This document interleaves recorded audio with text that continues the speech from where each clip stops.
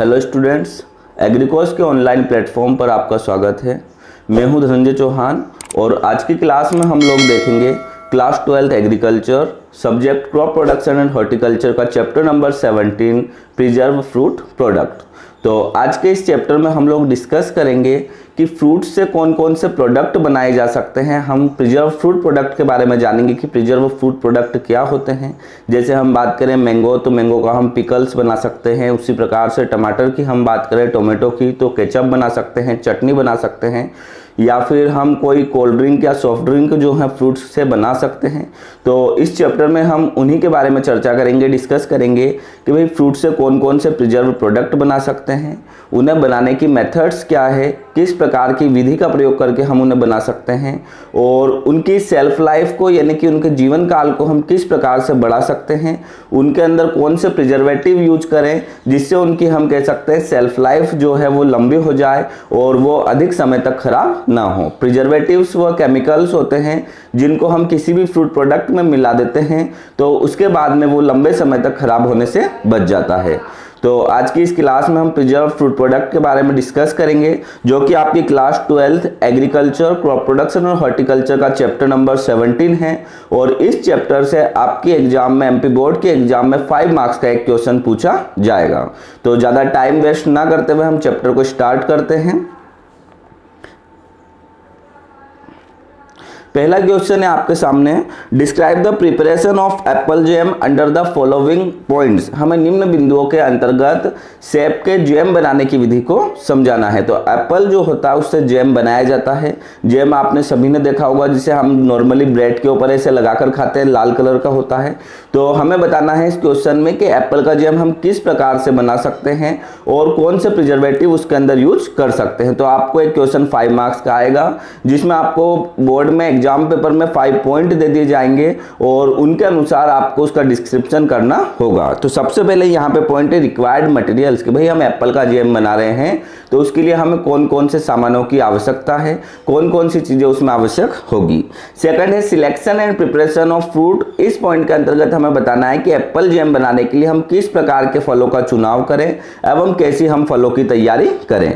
Next हम देखते हैं एडिंग शुगर, उसमें हमें शक्कर कितनी मिलाना है और किस प्रकार से हमें शक्कर को मिलाना है। तो इसमें एडिंग शुगर में हम लोग लिखेंगे स्टोरेज, जब हमारा एप्पल जैम बन जाए तो किस प्रकार से हम उसको स्टोर कर सकते हैं जिससे वो लंबे समय तक ड्यूरेबिलिटी उसकी बढ़ जाए और लंबे समय तक वो बिना खराब हुए चलता रहे। तो स्टोरेज में हम पढ़ेंगे। नेक्स्ट है नेम ऑफ प्रिजर्वेटिव्स। प्रिजर्वेटिव्स के बारे में मैंने आपको बताया कि ये ऐसे केमिकल होते हैं जो किसी भी फ्रूट प्रोडक्ट को या फूड प्रोडक्ट को लंबे समय तक खराब होने से बचाते हैं। तो इसमें प्रिजर्वेटिव के बारे में भी हम देखेंगे कि एप्पल जैम में कौन कौन से प्रिजर्वेटिव हम यूज कर सकते हैं, कितनी क्वांटिटी में हमें यूज करना है। और नेक्स्ट और लास्ट पॉइंट है हमारा प्रिकॉशंस। प्रिकॉशंस में हम देखेंगे कि जब भी हम एप्पल जैम बनाते हैं तो उस समय हमें कौन कौन सी सावधानियां रखना है एप्पल जैम बनाते वक्त। तो स्टार्ट करते हैं। इसी के अलावा इसमें right the required materials for jam making and also right for precautions. Apple का जैम बनाते समय कोई 4 यहाँ पे आपसे पूछे गए हैं आवश्यक सामग्री के नाम लिखिए एवं कोई 4 उसमें सावधानियां लिखिए। तो इस प्रकार का भी आपका क्वेश्चन आ सकता है। तो आपको सारों पांचों के पांचों पॉइंट अच्छे से क्लियर करना है। तो फर्स्ट पॉइंट देखते हैं हम लोग। पहला पॉइंट है आपके आंसर में लिखा है jam is a product made by boiling fruit pulp. यहाँ पे बताया गया है कि जैम वह प्रोडक्ट है, जैम वह हम कह सकते हैं खाद्य उत्पाद है जिसको हम फ्रूट पल्प को, फलों का जो गूदा होता है उसको उबाल के बना सकते हैं with sufficient quantity of sugar. और इसके बाद में इसमें हम पर्याप्त मात्रा में शक्कर डाल सकते हैं, जितनी आवश्यकता हो, जितनी सफिशिएंट हो उचित मात्रा में शक्कर डाल सकते हैं to a reasonable thick consistency. और उसको तब तक गर्म करते हैं कि जब तक वो हम कह सकते हैं थिक कंसिस्टेंसी उसकी ना हो जाए या सख्त वो ना हो जाए। तो थिक कंसिस्टेंसी तक हमें उसे गर्म करना है। Firm enough to hold the fruit tissues in position. और हमें इस प्रकार से उसको पकाना है कि फ्रूट के टिश्यू प्रॉपर जैम की पोजीशन में आ जाए। तो पहले यहाँ पे जैम की डेफिनेशन लिखिए कि जैम एक फलों का उत्पाद है जिसको हम फ्रूट पल्प को उबालकर या गर्म करके बनाते हैं। इसके बाद में इसमें हम शक्कर मिलाते हैं और इसको तब तक गर्म करते हैं जब तक ये सख्त रूप ना ले ले, बिल्कुल जैम जैसा ही आकार ना ले लें। It can be prepared from one kind of fruit और फ्रॉम टू और मोर काइंड्स। और यहाँ पर बताया गया है कि एप्पल जैम जो होता है उसको हम एक प्रकार के फल से भी बना सकते हैं या एक से अधिक प्रकार के फलों को आपस में मिलाकर भी बना सकते हैं। In its preparation about 45% of fruit pulp. और जब भी हम जैम बनाते हैं किसी फल का तो उसमें 45% जो अंश होना चाहिए वो फलों के गुदे का होना चाहिए, तो 45% उसमें फ्रूट पल्प होना चाहिए। Should be used every 55% of sugar, और 55% उसमें क्या होना चाहिए, शक्कर होना चाहिए। तो एप्पल जैम का हमारा जो हम कह सकते हैं इंग्रेडिएंट्स में क्या आएगा, तो इसमें 45% तो फ्रूट पल्प से आएगा, मतलब 45% इसमें फलों का गुदा होता है, और 55% मतलब हम बोल सकते हैं आधे से थोड़ी ज्यादा इसमें क्या होती है, शक्कर होती है। The FPO specification of jam is, और यहाँ पे एफपीओ, अब एफपीओ क्या है, तो एफपीओ का फुल फॉर्म है food product order. Government of India के द्वारा खाद्य संरक्षण अधिनियम तैयार किया गया है खाद्य पदार्थों के लिए। तो उसके अनुसार एप्पल जैम में किस किस की क्वांटिटी कितनी होती है, तो फ्रूट प्रोडक्ट ऑर्डर के अनुसार 68.5% इसमें टीएसएस होता है। टीएसएस का मतलब होता है टोटल सोल्यूबल सॉलिड्स, मतलब जो फ्रूट पल्प है उसके अंदर कितना सॉलिड ऐसा है जो सोल्यूबल है। सोल्यूबल है मतलब जो घुल सकता है, इसको हिंदी में हम कुल विले ठोस भी कहते हैं। तो एप्पल जैम जो होता है उसमें 68.5% टीएसएस होना चाहिए, 45% उसमें फ्रूट पल्प होना चाहिए, और 0.5 से 0.6% तक उसमें क्या होना चाहिए, एसिडिटी होना चाहिए, अर्थात खटास होना चाहिए। अब ये खटास यदि नेचुरली फ्रूट के अंदर है तो अच्छी बात है, और यदि मान लीजिए नेचुरली नहीं है तो हम अलग से उसमें सिरका, साइट्रिक एसिड या फिर नींबू का रस मिलाकर भी उत्पन्न कर सकते हैं। पर 100 ग्राम ऑफ प्रिपेयर्ड फ्रूट, और ये जो क्वांटिटी बताई गई है एफपीओ के द्वारा ये 100 ग्राम में बताई गई है कि 100 ग्राम में 45% तो इसमें क्या होना चाहिए, फ्रूट पल्प होना चाहिए, और 68% इसका क्या होना चाहिए, टीएसएस होना चाहिए, मतलब 68% इसमें टोटल सोल्यूबल सॉलिड्स होना चाहिए। इसके अलावा 0.5 to 0.6% इसमें क्या होना चाहिए, अम्लता होना चाहिए या खटास होना चाहिए। तो पहली स्लाइड में हमने सिर्फ एप्पल जैम की डेफिनेशन देखी कि भाई एप्पल जैम क्या होता है। तो एप्पल जैम हम कह सकते हैं फलों के गुदे को उबालकर तैयार किया गया एक पदार्थ होता है जिसमें 55% क्या होती है, शक्कर होती है, और 45% फलों का अंश होता है। नेक्स्ट स्लाइड की ओर हम मूव करते हैं। नेक्स्ट स्लाइड में आपसे पूछा गया है रिक्वायर्ड मटेरियल्स और इंग्रेडिएंट्स, कि भाई जब भी हम एप्पल जैम तैयार करते हैं, एप्पल का जैम तैयार करते हैं तो उसमें आवश्यक सामग्री कौन कौन सी होती है। तो ये मैं आपको रीड कर देता हूं, पीछे आपको स्क्रीन पर भी दिख रही है। सबसे पहले तो हम जिस भी फल का जैम बना रहे हैं वो हमारे पास में होना चाहिए, तो एप्पल होना चाहिए 1 किलोग्राम। इसके बाद में जितने फल हैं उतनी ही क्या होना चाहिए, शुगर होना चाहिए, तो शुगर कितनी होना चाहिए, यह भी 1 किलोग्राम होना चाहिए। साइट्रिक एसिड यहाँ पे बताया गया है 500 ग्राम। इसके बाद में नेक्स्ट हम बात करते हैं कार्डमम की या इलायची की, तो ये होना चाहिए 50 ग्राम। कलर की बात करें तो कलर होना चाहिए आवश्यकता के अनुसार, जितनी हमें आवश्यकता है उतना हम कलर मिलाएं। ऐसा नहीं है कि हमने ढेर सारा उसमें कलर मिलाकर जैम का कलर को खराब कर दिया या कम कलर मिलाए। जितनी हमें उसमें रिक्वायरमेंट है, जितना हमें अच्छा लगता है उतना कलर हम उसमें मिला सकते हैं।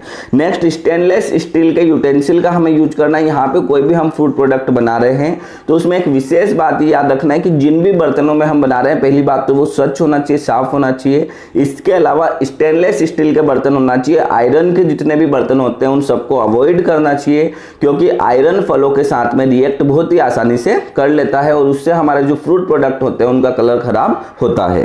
तो स्टेनलेस स्टील के यूटेंसिल्स होना चाहिए, और इसके अलावा क्लीन वाटर होना चाहिए, साफ पानी होना चाहिए। तो एक और बार मैं आपको सामग्री पढ़ देता हूं।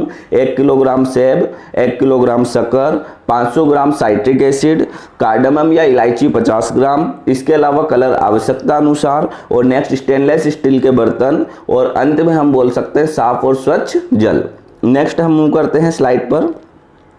अगला है selection and preparation of fruit. इस स्लाइड में हम पढ़ेंगे कि भाई हम एप्पल जैम बनाते हैं तो उस समय हमें फलों का चुनाव किस प्रकार से करना है और किस प्रकार से फलों की तैयारी करना है। मतलब इस पॉइंट में हम देखेंगे कि एप्पल जैम बनाने के लिए किस प्रकार के सेबों का हमें चयन करना है। तो select good quality ripe fruits, पहले पॉइंट में बताया गया है कि एप्पल जैम को यदि हम बना रहे हैं तो अच्छी क्वालिटी वाले, अच्छी गुणवत्ता वाले, पूर्ण पके हुए फलों का हमें चुनाव करना चाहिए।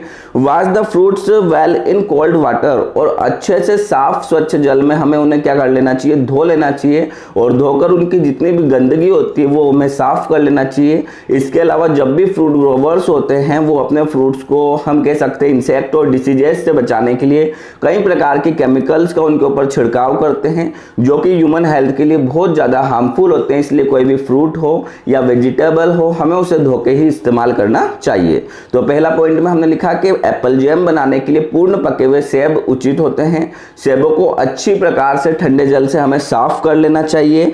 पील the fruits and remove the stones and corals present. इसके बाद में पील का मतलब होता है छिलका उतारना। अब यहाँ पे हमें पीलर के माध्यम से जो एप्पल है उसका छिलका उतार देना चाहिए, फलों का पूरा छिलका उतार देना चाहिए। और एप्पल्स के अंदर यदि मान लीजिए कोई हार्ड सब्सटेंस है या हार्ड कोई सख्त पदार्थ है तो उसको भी हमें नाइफ की सहायता से निकाल लेना चाहिए। फॉर एग्जाम्पल एप्पल्स के अंदर सीड निकलते हैं और सीड के आसपास एक हार्ड कोट होता है, तो नाइफ की सहायता से हमें उस सीड को भी बाहर निकाल देना चाहिए और उस हार्ड कोट को भी काट के हमें अलग कर देना चाहिए। तो यहाँ पे बताया गया है कि हमें अच्छे से उसे छील लेना चाहिए और सख्त पदार्थ उसमें से बाहर निकाल लेना चाहिए।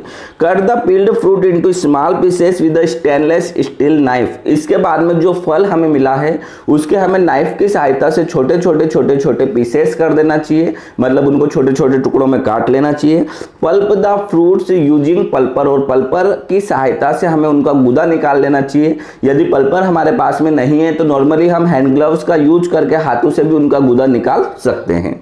तो ये यहाँ पे बताया गया है कि किस प्रकार के फलों का चुनाव करना और फलों की तैयारी कैसे करना है। तो एप्पल जैम बनाने के लिए हमें पूर्ण फलों का पके हुए फलों का चुनाव करना है। फलों को अच्छे से ठंडे पानी से हमें साफ कर लेना है। इसके बाद में हमें नाइफ की सहायता से उनका छिलका उतार लेना है या पीलर की सहायता से उतार लेना है। कोई यदि सख्त पदार्थ फलों के बीच में है तो उसे भी हमें चाकू की सहायता से अलग कर देना है और अंत में हमें उसके छोटे छोटे पीसेस काट के उसका गूदा प्राप्त कर लेना है। तो यह हो गई हमारे फलों की तैयारी और फलों का चुनाव। नेक्स्ट पॉइंट की ओर हम लोग मूव करते हैं। अगला पॉइंट है एडिशन ऑफ शुगर। भाई अब हमने गूदा तैयार कर लिया है, अब इस पदार्थ में हमें कितनी मात्रा में शक्कर मिलाना है, कैसे मिलाना है, and citric acid followed by cooking, और कितनी मात्रा में इसमें साइट्रिक एसिड मिलाना है और किस प्रकार से इसकी कुकिंग करना है उसके बाद में। तो यहाँ पे कुक द मिक्सचर स्लोली। अब हमें क्या करना है, जो मिक्सचर है उसके अंदर शक्कर मिलाना है, साइट्रिक एसिड मिलाना है और हल्के हल्के तरीके से धीरे धीरे हम कह सकते हैं धीमी आंच पर इस मिक्सचर को हमें क्या करना है, पकाना है विद ओकेशनल स्ट्रिंग। और जैसे भी हमें उसमें समय मिले समय अनुसार हमें उसे क्या करते रहना है, हिलाते रहना है या चलाते रहना है एक चमचे की सहायता से। तो cook the mixture slowly with occasional string. यहाँ पे बताया गया है कि उस मिक्सचर को हमें पर्याप्त अच्छे से धीमी आंच पर पकाना है और उसको एक चमचे की सहायता से चलाना है। The fruit pulp should be crushed with a ladle during cooking.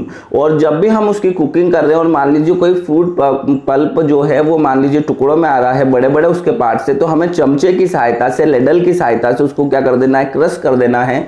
मतलब हम कह सकते हैं उसको उस मिक्सचर के अंदर घोल देना है, दबा दबा के उसको तोड़ देना है। तो यहाँ पे फ्रूट पल्प को हमें क्रश कर देना है लेडल की सहायता से, चमचे की सहायता से। Continue cooking till the temperature of the mass reaches 105.5 degree centigrade. और इस पदार्थ को हमको जब तक पकाना है जब तक उस मिक्सचर का टेम्परेचर 105.5 डिग्री सेंटीग्रेड ना पहुंच पाए। और जब टेम्परेचर 105.5 डिग्री सेंटीग्रेड पहुंच जाए तो उस समय हमें गैस बंद कर देना है, क्योंकि इतने टेम्परेचर तक हमारे फ्रूट्स जो होते हैं वो अच्छे से तैयार हो जाते हैं। तो यहाँ पे हमने इस पॉइंट में देखा addition of sugar and citric acid followed by cooking. मतलब पहले हमें गूदा प्राप्त करना है, गूदा प्राप्त करने के बाद में उसमें शक्कर और साइट्रिक एसिड मिलाना है और उसके बाद में उसे पकाना है। और यदि कहीं पर पल्प के टुकड़े आ जाते हैं, पीसेस आ जाते हैं, तो लेडल की सहायता से उन्हें क्रश कर देना है और हमें तब तक धीमी आंच पर पकाते रहना है जब तक पूरे मिश्रण का तापमान 105.5 डिग्री सेंटीग्रेड तक ना पहुंच जाए। तो नेक्स्ट स्लाइड में आपको लगाता हूं फिर इसके आगे क्या करना है। इसके बाद में नेक्स्ट हमें क्या करना है, उसको जो पदार्थ तैयार हुआ है उसमें सबसे अंत में हमें प्रिजर्वेटिव मिलाना है। प्रिजर्वेटिव क्या होते हैं, तो प्रिजर्वेटिव के बारे में मैं आपको बता चुका हूं कि प्रिजर्वेटिव ऐसे केमिकल्स होते हैं जो हमारे फ्रूट प्रोडक्ट की सेल्फ लाइफ को बढ़ा देते हैं, अर्थात ये लंबे समय तक फ्रूट्स को खराब होने से बचाते हैं। तो जब पूरा मिश्रण हमारे पास में तैयार हो गया है और लंबे समय तक हमें इसका स्टोरेज करना है, तो ये लंबे समय तक खराब ना हो, इसके ऊपर कोई फंगल इन्फेक्शन ना हो या कोई माइक्रो ऑर्गेनिज्म इसके अंदर ना पनपे, तो हमें इसमें कुछ क्वांटिटी में प्रिजर्वेटिव मिला लेना है, लगभग 2 ग्राम के आसपास। और यहाँ पे बताया गया है प्रिजर्वेटिव का नाम जो कि एप्पल जैम के लिए उपयोगी है। तो name of preservative and quantity, परिरक्षक का नाम और उसकी मात्रा। तो नेम ऑफ प्रिजर्वेटिव में आएगा सोडियम मेटाबाइसल्फाइड और इसकी क्वांटिटी कितनी लेना है, 2 से 3 ग्राम लेना है। नेक्स्ट हम प्रिजर्वेटिव मिलाने के बाद में नेक्स्ट देखेंगे पैकेजिंग एंड स्टोरेज। अब जो पदार्थ हमें मिला है उसकी किस प्रकार से हमें पैकेजिंग करना है, किस प्रकार से उसको पैक करना है और किस प्रकार से उसका स्टोरेज करना है, तो इसे हम पढ़ेंगे पैकेजिंग और स्टोरेज में। तो fill the jam into clean dry sterilized jars. अब हमें क्या करना है, स्टरलाइज्ड मतलब बिल्कुल साफ की हुई, निर्जमीकृत की हुई, जिसमें कोई भी माइक्रो ऑर्गेनिज्म का हम कह सकते हैं अंश ना रहा हो। तो हमें क्या करना है, साफ स्वच्छ स्टरलाइज्ड जार लेना है, बर्नी लेना है या फिर कोई कांच की बोतल लेना हो जो पूर्ण रूप से साफ हो, अच्छी तरीके से साफ की गई हो। Allow the jam to cool and fix the sterilized lid to the jar. इसके बाद में जैम को हमें ठंडा होने के लिए थोड़ी देर छोड़ना है और फिर उस जार के अंदर हमें क्या कर देना है, उसको जैम को हमें गर्म अवस्था में ही जार के अंदर भरना है और फिर ठंडा अवस्था में, ठंडा होने के लिए उस जार के अंदर हमें जैम को छोड़ देना है कुछ समय के लिए। And store in A cool and dry place. और उसके बाद में थोड़े समय के लिए हमें उसको क्या कर देना है, ढक देना है किसी कपड़े की सहायता से और बांध देना है। स्टार्टिंग में कपड़ा हम इसलिए लगा रहे हैं ताकि उसके अंदर कुछ गैस हो तो वो निकल जाए। उसके बाद में थोड़े समय बाद ढक्कन लगा के हम उसको कूल और ड्राई प्लेस पे स्टोर कर सकते हैं, अर्थात ठंडी और सूखी जगह पर हम उसका प्रिजर्वेशन कर सकते हैं, परिरक्षण कर सकते हैं। तो ये हमारा एप्पल जैम हो चुका है। एप्पल जैम्स में हमने अलग अलग पॉइंट में डिस्क्रिप्शन पढ़ा। सबसे पहले हमने उसकी डेफिनेशन देखी, फिर हमने देखा कि किस प्रकार से फलों का चुनाव करना है और उनकी तैयारी करना है। इसके बाद में हमने देखा कि शक्कर और साइट्रिक एसिड मिलाकर किस प्रकार से फलों को पकाना है और फिर अंत में हमने देखा कि किस प्रकार से प्रिजर्वेटिव मिलाकर गर्म अवस्था में ही उसको बोतल में भर के कुछ समय के लिए ठंडे होने के लिए रख देना है और उसके बाद में उसका हम स्टोर कर सकते हैं। तो ये एप्पल जैम वाला हमारा क्वेश्चन कंप्लीट हो चुका है। इसमें एक पॉइंट और बचा है कि भाई जब भी हम एप्पल जैम बना रहे हैं तो उस टाइम पे हमें कौन कौन से प्रिकॉशंस रखना है। तो प्रिकॉशन वाला पॉइंट और कर लेते हैं। अब यहाँ पे हम बात करेंगे प्रिकॉशंस की या सावधानियां की, कि जब भी हम एप्पल जैम बना रहे हैं तो उस टाइम पर हमें कौन कौन से प्रिकॉशन रखना है या कौन कौन सी बातें अपने दिमाग में रखना है। तो सबसे फर्स्ट पॉइंट है select good quality ripe fruits. Apple jam बनाने के लिए हमेशा हमें पके हुए फलों का चुनाव करना चाहिए, अच्छी क्वालिटी वाले, उनमें किसी प्रकार का माइक्रोबियल इन्फेक्शन ना हो, किसी प्रकार की कोई डिसीज ना हो। तो अच्छी क्वालिटी वाले हमें पके हुए फलों का चुनाव करना है। Second, use stainless steel utensils. हमेशा हमें स्टेनलेस स्टील के बर्तनों का ही प्रयोग करना है जैम को पकाने के लिए, क्योंकि आयरन जो होता है वो बहुत जल्दी एसिडिटी के साथ में रिएक्ट करता है, खट्टे फलों के साथ में रिएक्ट करता है और उससे हम कह सकते हैं जैम का कलर खराब हो सकता है। तो हमें स्टेनलेस स्टील के बर्तनों का प्रयोग करना है। मेंटेन हाइजीनिक कंडीशन, और इसके साथ साथ हमें स्वच्छता का पूर्ण ध्यान रखना है बनाते समय।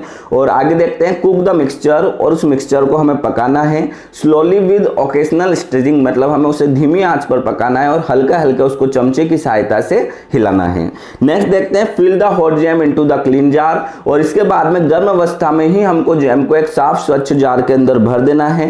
एंड ड्राई स्टरलाइज्ड जार, जो कि पूर्ण रूप से सूखा हो, स्वच्छ हो, और store in A cool and dry place, और इसके बाद में हमें उसे साफ और स्वच्छ जगह पर स्टोर कर लेना है। तो ये हमारा एप्पल जैम वाला टॉपिक आपका कंप्लीट हो चुका है। ये एक क्वेश्चन आप पूरा अच्छे से लर्न कर लीजिए, ये आपके 12th क्लास में 5 मार्क्स में पूछा जा सकता है। लेक्चर आपका ज़्यादा लंबा हो जाएगा, इसलिए इसके आगे का मैं आपको नहीं बता रहा हूँ। पहले आप इसको लिख लीजिए, अपनी कॉपी में नोट कर लीजिए, इसको कंप्लीट कर लीजिए, फिर नेक्स्ट पार्ट इस वीडियो का लेके आऊँगा मैं और उसमें आगे का लेक्चर आपको करवाऊँगा। Thank you.